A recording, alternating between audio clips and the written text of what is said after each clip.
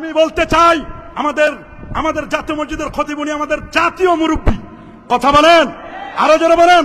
উনি আশা করি জাতীয়ভাবে এমন বক্তব্য দিবেন কারো মনে যেন কোনো কষ্ট না পায়, কথা বলেন। উনার উস্তাদরা কেউ তো কখনোই ঈদে মিলাদুন নবীর বিরুদ্ধে কেউ কথা বলেন নাই, আল্লাহু আকবার বলেন। অথচ কি কারণে হয়তো আমাদের খতিব মহোদয় একটু কেমন যেন ঈদে মিলাদুন নবীর অস্তিত্ব নাই, এটি আরবি ব্যাকরণগত, মানে এটা বলা যাবে না। কেন বলা যাবে না হুজুর? আমরা আপনার কাছে জানতে চাই। আশা করি আপনি আগামী জুমায় এটার দলিল সহ আমাদেরকে দিলে মানুষের মনে কোনো কনফিউশন থাকবে না, কথা বলুন, আরো জোরে বলুন। আমরা দলিল ছাড়া কারো কথা নেব না, কথা বলেন। আমাদের হুজুরের সমালোচনা করা এটা আমাদের কোনো টার্গেট নয়, বা আমাদের এরকম যোগ্যতা নেই। হুজুর অনেক বড় আলেম, অনেক বড় বিজ্ঞ পণ্ডিত, শাইখুল হাদিস। উনি বিভিন্ন ফুনুনের উপর তার অনেক অগাধ জ্ঞান আছে, কোনো সন্দেহ নাই। তিনি একজন জাহেদ ব্যক্তি, সবই ঠিক আছে। তারপরে হুজুর যখন এরকম কথা বলে ফেলেছেন, আশা করি হুজুর হোক অথবা তার ছাত্রদের পক্ষ থেকে হোক অথবা তার মাদ্রাসার কোনো ব্যক্তির পক্ষ থেকে হোক, তারা কিন্তু এই বক্তব্য করে দিবেন। আল্লামা জাহেদ কাউসারি তিনি হাদিসের ব্যাপারে বলছেন এটি হাসান পর্যায়ের হাদিস। আল্লাহু আকবার, আল্লাহু আকবার। এটি কেউ বলেন নাই। এরকম বলা আমার মনে হয় আরেকটু পড়াশোনা করা দরকার।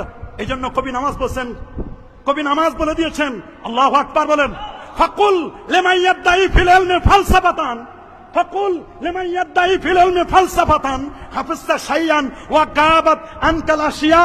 ফাকুল লিমান ইয়াদদাই ফিল ইলমি ফালসাফাতান, যে ব্যক্তি বলে যে আমার অনেক জ্ঞান আছে, অনেক ফালসাফা, অনেক দর্শন আমি জানি, ফাকুল লিমান ইয়াদদাই ফিল ইলমি ফালসাফাতান, তিনি বলছেন হাফিজতা শাইয়ান, আপনি অনেক মুখস্থ করেছেন, ওয়া গাবাত আনকাল আশিয়া, তবে অনেক কিছু ছুটেও যেতে পারে। কি বলেন? অনেক কিছু ছুটেও যেতে। ফাওকা কুল্লি জি ইলমিন আলিম, আলেমের উপরও আলেম আছে। আল্লামা ইমাম কাসতাল্লানী রাহমাতুল্লাহ আলাইহি, যিনি ইরশাদুস সারি লে শারহ সহিহ বুখারী, উনাকে আমরা ফেলে দিতে পারি না।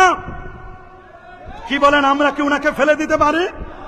আরো জোরে বলুন, আমরা কি উনাকে ফেলে দিতে পারি?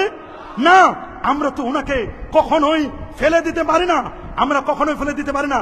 ইমাম ইবনু আব্বাদ রুনুদি মালিকি 792 হিজরি আলেম, তিনি বলে দিয়েছেন স্পষ্ট করে, তার লেখা বিখ্যাত কিতাব আর রাসাইলুল কুবরা 52-53 পৃষ্ঠায় 800 বছর আগের আলেম, তিনি নবীর জন্মদিনকে ঈদ বলেছেন।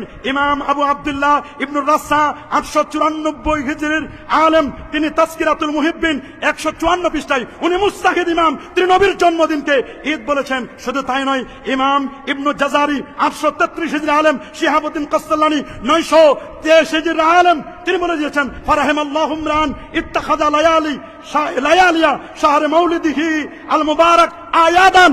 আল্লাহু আকবার।